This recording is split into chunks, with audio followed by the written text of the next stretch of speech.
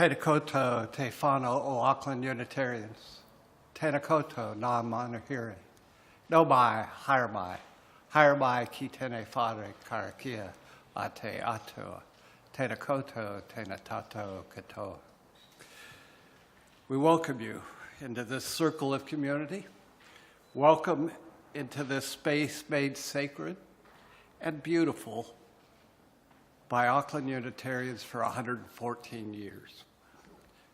We welcome you from demands and delights of the daily round, from the dirty dishes and unwaxed floors, from unmowed grass and untrimmed bushes, from all the incompletenesses and not yet startednesses, from the unholy and the unresolved.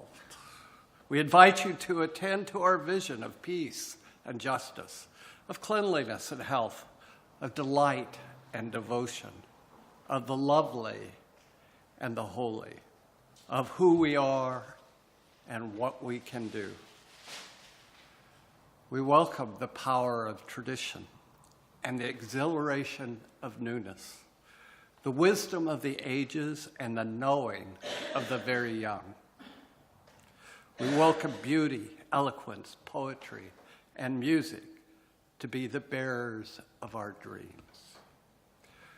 We welcome you to open your eyes, your ears, your mind, your hearts to the amplest dimensions of life.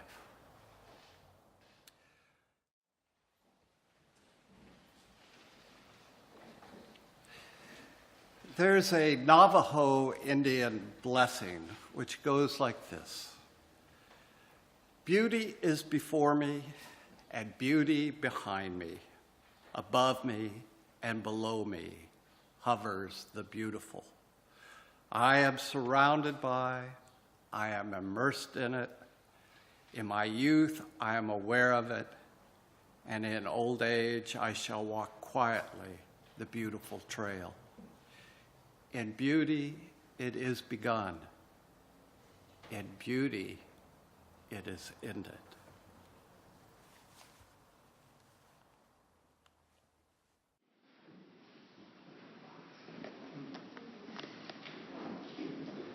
At last year's service auction, Jonathan Mason bought the right to choose a sermon topic. Probably in a desire to stump the preacher.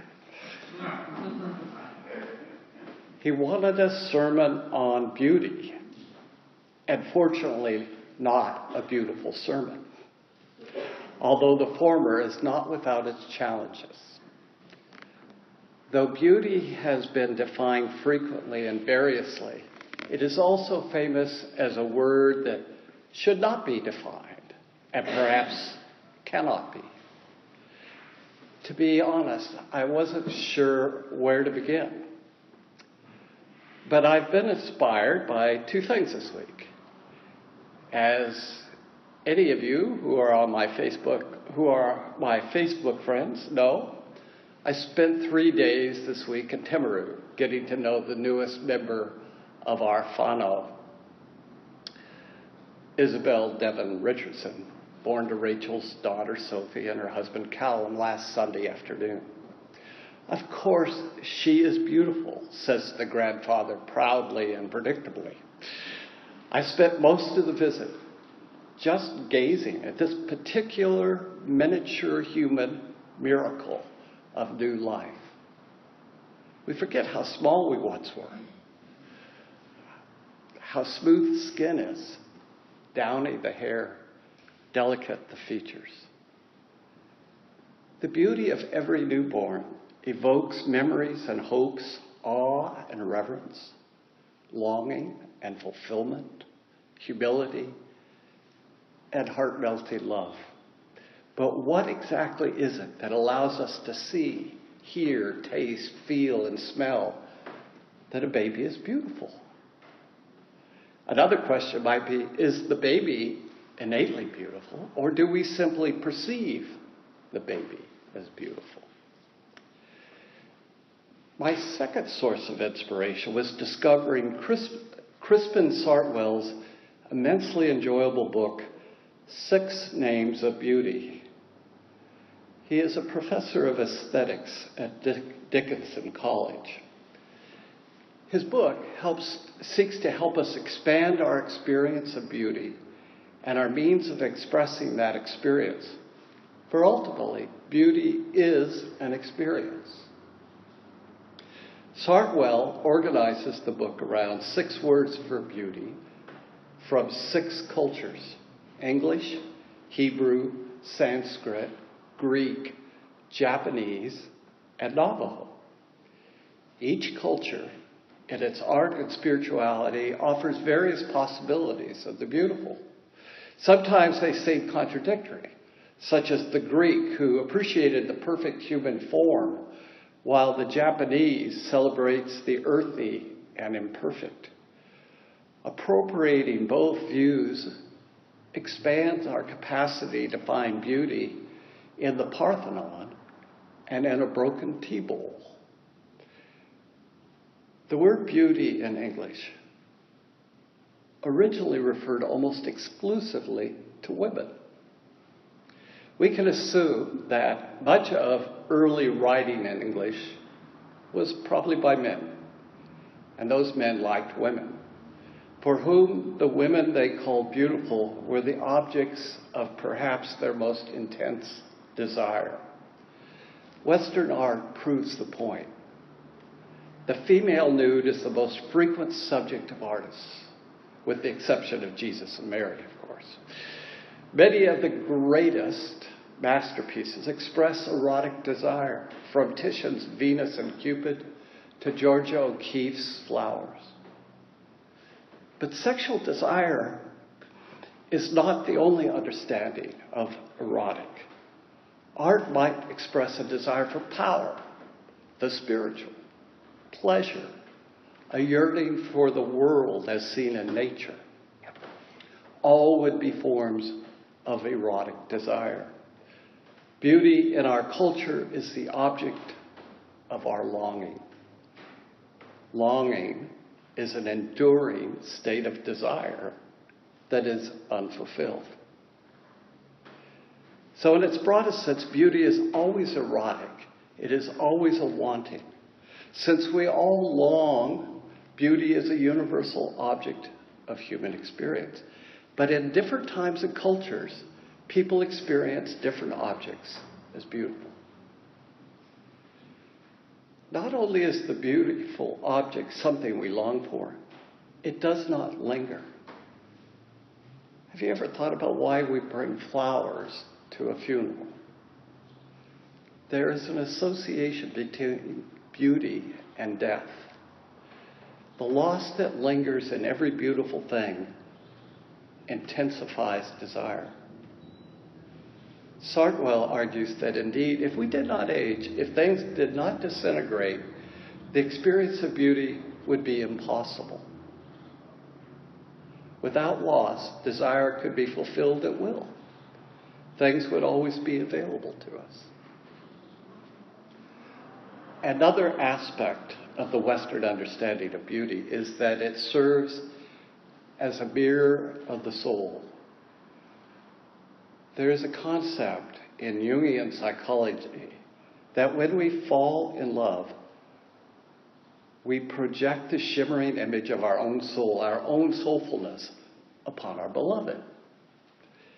He or she appears to us as so beautiful, and to gaze upon that person awakens in us an experience of soul.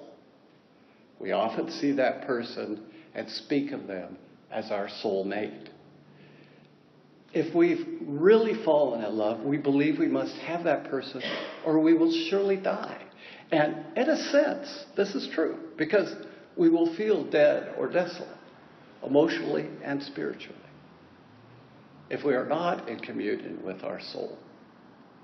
The trouble comes when we mistake the other, the object of our desire, as the necessary source of our soul life, placing that source beyond ourselves rather than within ourselves. In some sense, what we find beautiful is a mirror of our own inner longings and soulfulness. We experience something that's beautiful and desirable because it crystallizes something imperfectly formed in ourselves. So it's a paradox. Does the experience of beauty emerge from within, as when we say beauty is in the eye of the beholder, or from without, given by things in themselves? There is no final answer to this question of whether the source of beauty is out there or in here. But through the relationship between the beautiful in here and the beautiful out there, we discover the treasure of meaning in each other, the world, and ourselves. The Hebrew word for beauty, yafa, takes a position on the out there or in here debate. It sees beauty coming from the object of our desire. The original meaning of yafa is to be bright, to glow. A related Aramaic word means to blossom. It indicates a quality of the beautiful thing or person rather than of the perceiver. A thing exudes its beauty. Beauty is something the beautiful object sheds or emits, like light. A thing is beautiful in virtue of what it gives. Sartwell tells how he loves to show things to his 2-year-old daughter, Jane, because virtually anything could be a source of wonder for her. Even Sartwell's 15-year-old son comments, "I never really saw the moon until I was showing it to Jane." But Sartwell is sure that his son did really see the moon. In his early life, when his perception was as fresh as Jane's is now, and he recalls how his other son, as a creeping baby, crawled across a grassy lawn on a summer evening, reaching out for the bright full moon on the horizon, trying to put it in his mouth. The sad thing is that as we grow older, we become sated with experience and with impressions. Our senses and desires become dulled, acclimated to things that were once astonishing. The glowing quality of the alpha, the quality of shining and blooming, can wake us up again, reconnect us with the wondrous.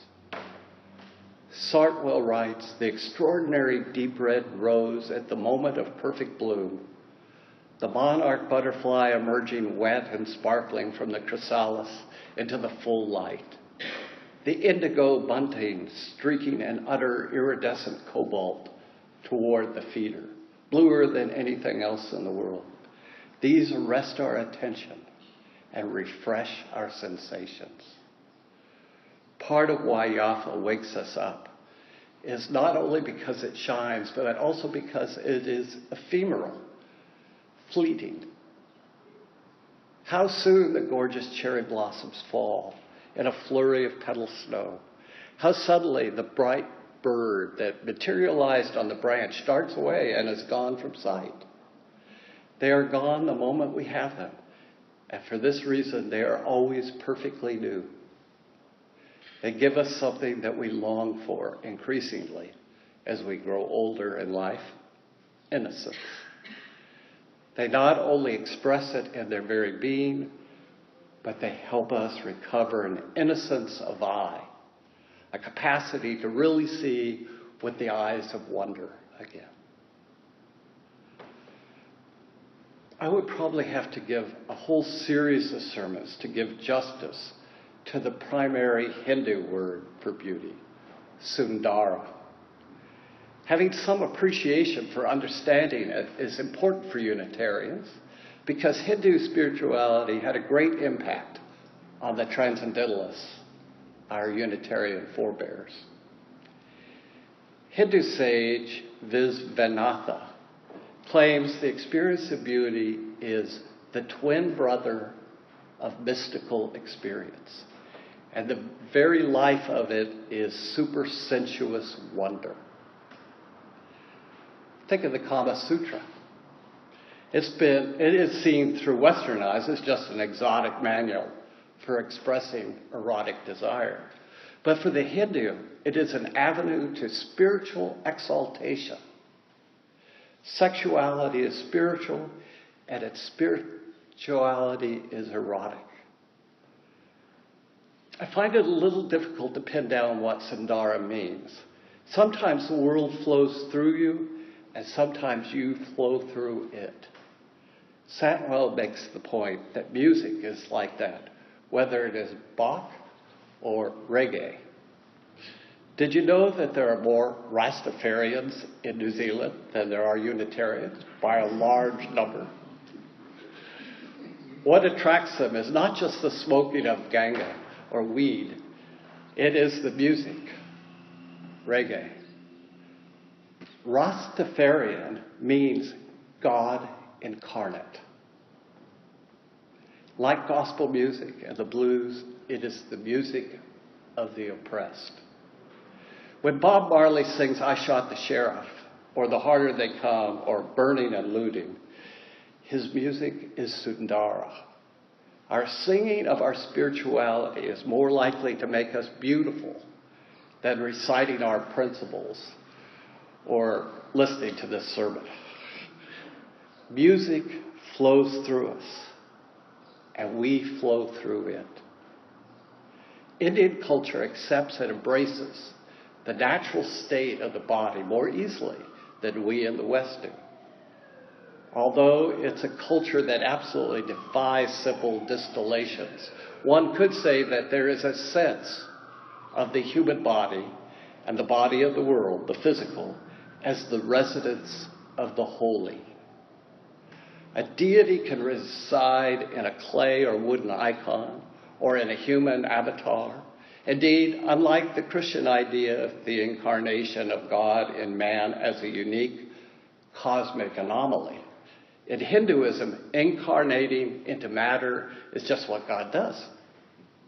Over and over, endlessly, in a dizzying array of manifestations. And unlike the schism between sexuality and spirituality found in the Western tradition, the Hindu icons often show their deities tenderly or ecstatically coupled. Of course, India isn't the only culture to celebrate the holy in matter. One might also have such an experience in a Baroque cathedral in Italy, or like I did in La Sagrada Familia in Barcelona, where the light flowed through me. Or we might have such an experience in a cathedral of vaulted trees.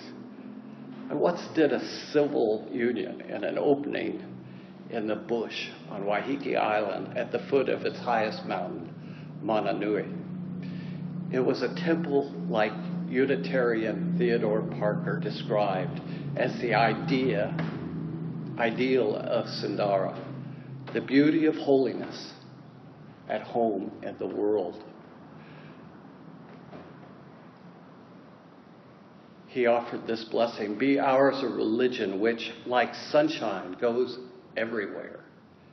Its temple, all space. Its shrine, the good heart. Its creed, all truth. Its rituals, works of love. Its profession of faith, divine living. The Greek contribution to the idea of beauty is to kalan. It connects beauty to the idea of knowledge or illumination. I remember my father telling me, probably many times, the parable, Plato's parable of the cave. You may remember it. Plato pictured most of us as being like prisoners who have spent our whole lives shackled in a dark cave facing a stone wall. Behind us, a fire is burning. Guards walk back and forth in front of the fire, carrying various objects, causing a kind of flickering shadow play to be projected upon that wall. All that we could ever glean of the nature of things is based upon these vague, dancing shadows. In other words, we are incapable of direct perception of anything. We're not only in the dark, but all that we see is dim, distorted, and several times removed from things as they really are. Plato further imagines that even if we were released from our shackles and shown the real objects themselves, we would be so confused by the unfamiliarity of what we are seeing that we would reject that new reality. And if we were shown the fire as the source of the false images, we would shrink away from it and turn back to the wall, seeking the familiar. If we were thrust outward into the light-drenched world, we would cringe in the blinding light and try to withdraw back into the darkness of the cave. That is all that we have ever known. But gradually, we could grow accustomed to the light and gain an understanding of the sunlit reality of things. The Apostle Paul says something similar. For now we see as if in a mirror dimly, but then we shall see face to face. Now I know only in part, but then I shall know fully, even as I am fully known.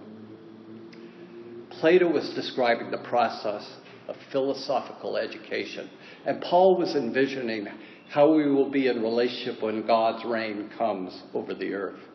Yet both are describing how it is possible to gain freedom from the confusion, bewilderment, and misunderstanding that characterizes so much of human life. How it is possible to finally awaken into the full consciousness for which we were born. When this kind of scene comes, what we see appears clear and vivid and beautiful. Tokalan is not surface beauty as the world understands beauty.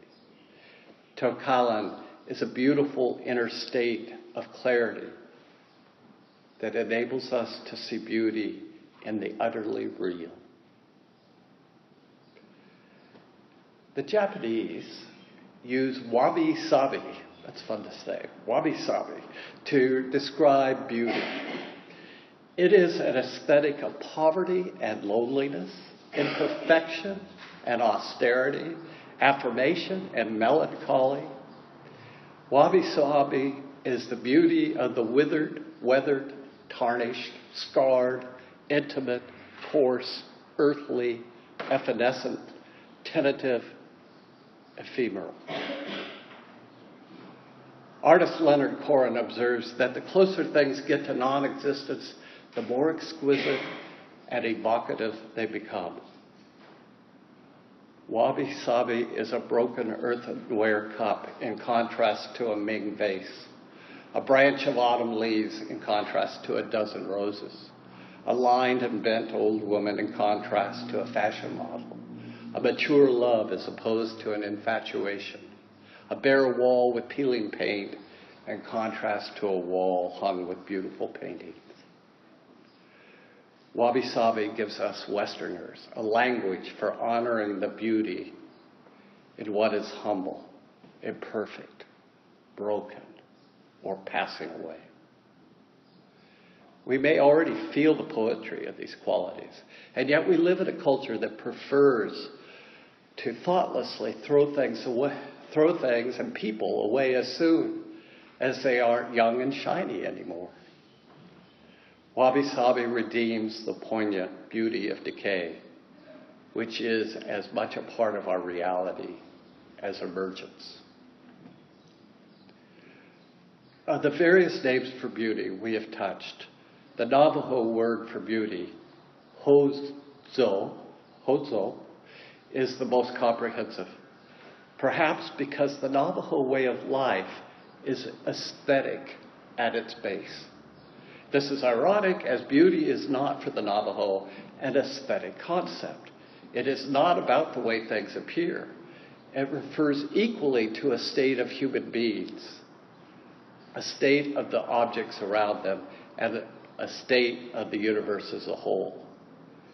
It is usually translated into English as beauty, though also as health, balance, harmony, or goodness. It refers above all to the world when it is flourishing. It refers to the community flourishing in the world. It refers to things we make which flourish and play a role in the flourishing of other things. And it refers to ourselves flourishing as makers, as people inhabiting a community that inhabits a world. It is the word for the unity of all things when they are joined together in a wholesome state. Our own culture and ethos grow out of Western Christian and scientific thinking. Thinkers in the Western tradition were, for centuries, keen on distinguishing and separating things, separating spirit from the body and from the natural world, separating emotion from intellect, separating woman from man, separating matter from matter by dismantling the world in a way that one dismantles a clock, dissects a cadaver, or shatters an atom, breaking it down into smaller and smaller parts and examining those parts as separate things. And we have learned so much about the physical universe by doing that.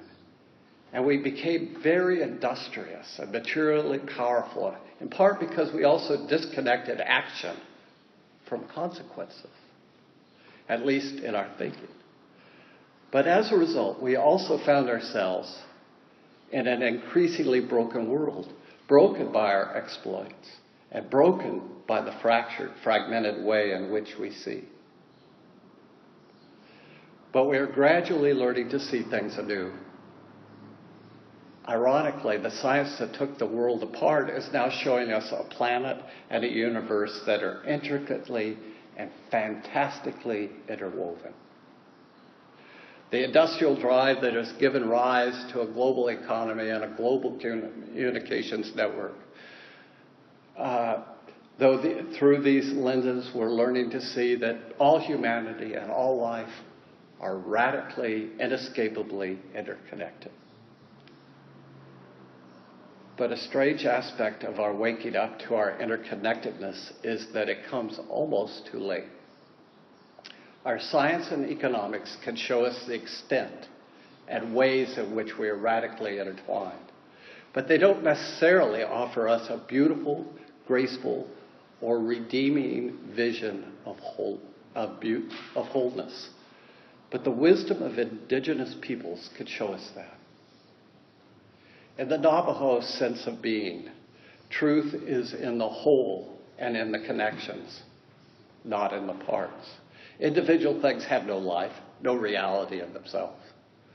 Life is in the links, the connections, and the relationships that unite the parts into oneness. This is not only truth, but a beautiful truth. It offers a vision of health and restoration, of harmony and balance toward which we can move with desire and hope. Concluding this exploration of beauty with Hudzo, the flourishing of things as they live in wholeness and relationship with each other, allows us to hold all that came earlier in one comprehensive embrace. Beauty is our longing for soulfulness. Yafa is the bright, fleeting things that refresh our eyes with innocence and wonder. Sudara is our experience of the holy and the sensual. Tokalan as our capacity to perceive things as they truly are, with pure, light-filled awareness. And Wabi-sabi, honoring the beauty in what is broken and rough and stark. May you walk in the beauty of holiness. It surrounds you. It infuses you. It connects you.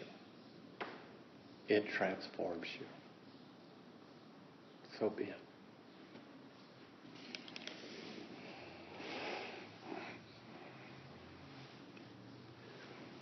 For our meditation, I want to share a brief reading by John Muir.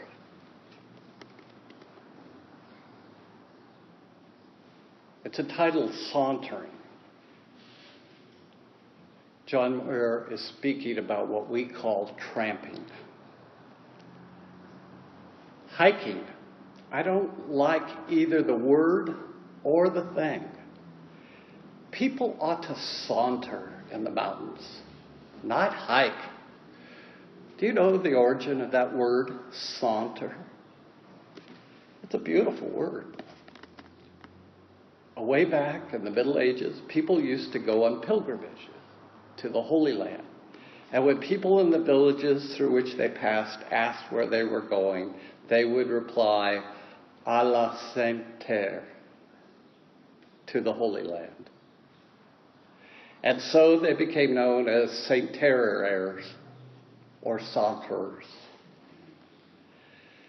Now, these mountains are our Holy Land, and we ought to saunter through them reverently, not hike through them. So for your meditation, are you sauntering through life or tramping? Are you seeing the beauty that surrounds you everywhere, in everything, including yourself?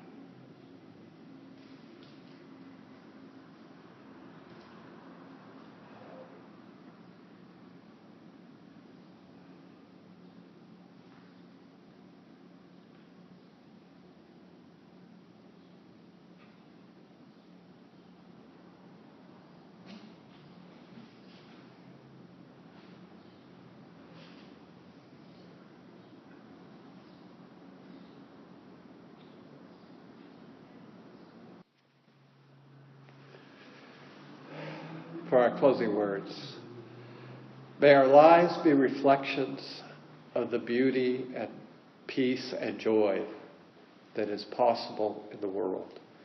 And may the love we find in this place sustain us as we go our separate ways.